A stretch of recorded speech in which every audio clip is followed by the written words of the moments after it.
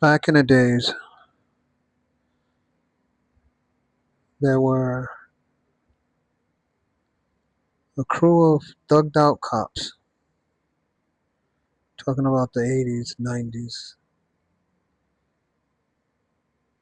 that used to go around and robbing all the spots, taking all of the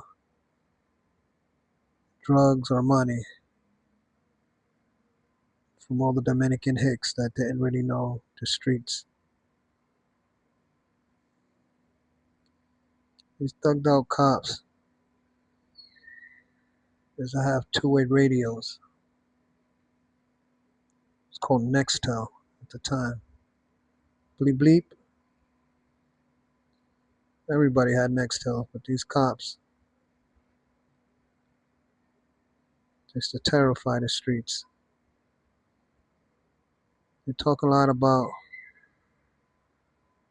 the dirty 30, which is the 30th precinct in Hamilton Heights. There were some other cops, a crew of them, that should do just as worse. And these guys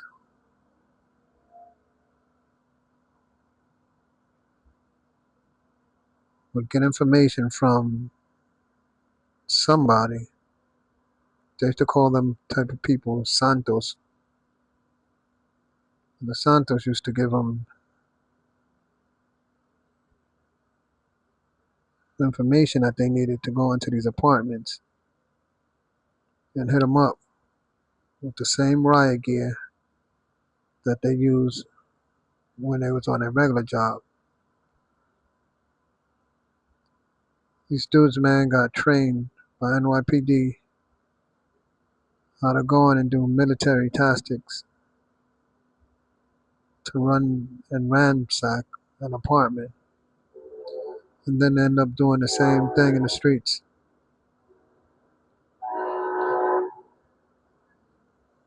Drug dealers were so envied. Every cop wanted to be a drug dealer. They wanted that respect. Because at the end of the day, all men are human. And the dealers was really out there pushing, pushing that weight,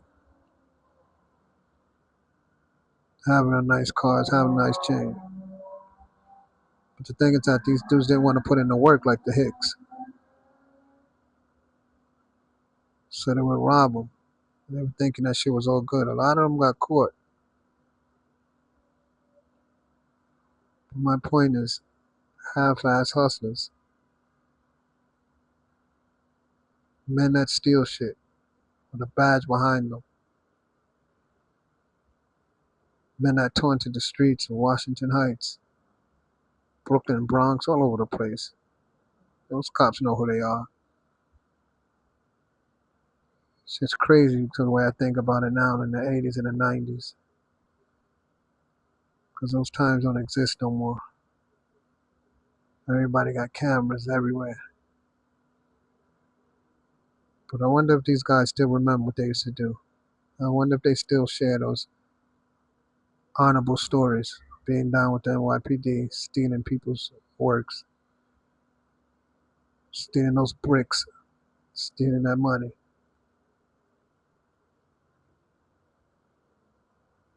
I wonder if they tell their grandkids those stories.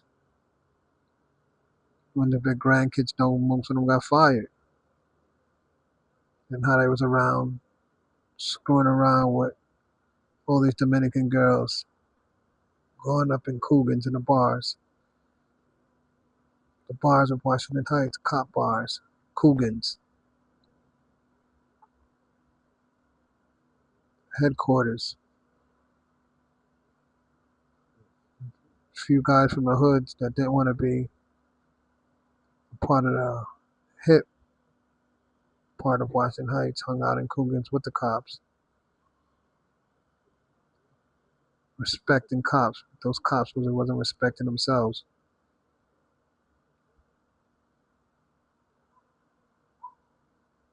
Stealing drugs, stealing money, fucking around with their wives.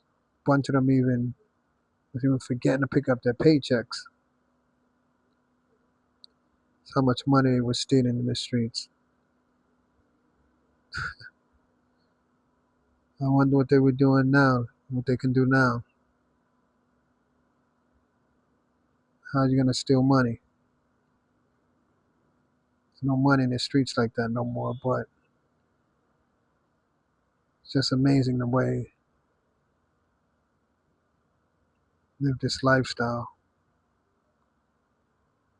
People wanted to be down with NYPD because NYPD was offering people an opportunity.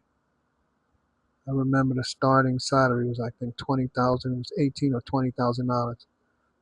Everybody was broke. Nobody had money.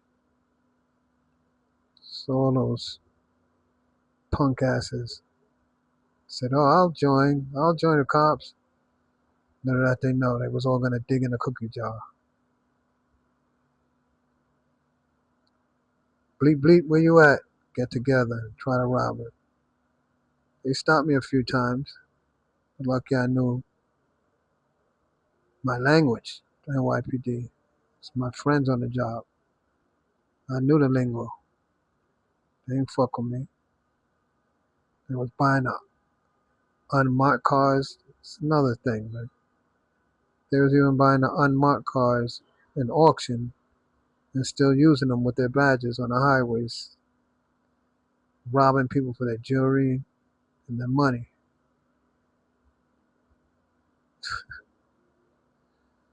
Wow, so many of them. I wonder what's happened with them now. Wonder what they're doing with their lives now, if they still remember these things. Disgrace. These people had no loyalty, no honor.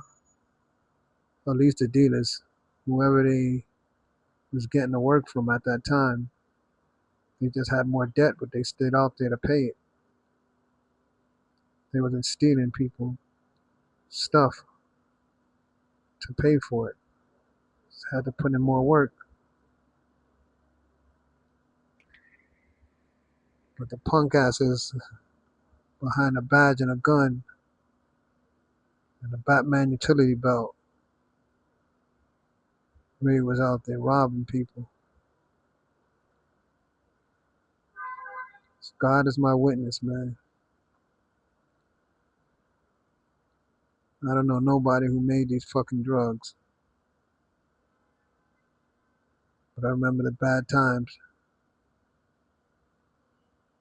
A lot of people got fucked up, man. Because when you steal something, somebody still got to pay for it. And if you don't have that money, something bad's going to happen to you. A lot of bad happened to a lot of people. People were stealing a lot of drugs.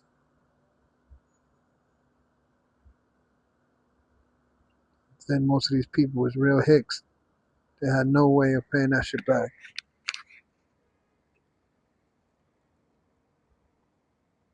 These are the real true gangster stories from Uptown, man. Washington Heights, Bronx, Brooklyn, all these places where truly it was hard to live in the streets. Just had so much going on. But at least a lot of people in the streets did their thing loyal. And that's why I really don't care when people talk about, oh, you're a drug dealer. Man, drug dealers went through the same shit military people went through. A lot of murders, a lot of being set up, betrayals. It's crazy. But stories like this don't exist. We need real movies explaining what Washington Heights was really like. Unmarked cars, police, and them sticking up to drug dealers because most of them didn't know no English. They was afraid to death to be in America. Punk ass people. It's all good. God is my witness. I've seen it all.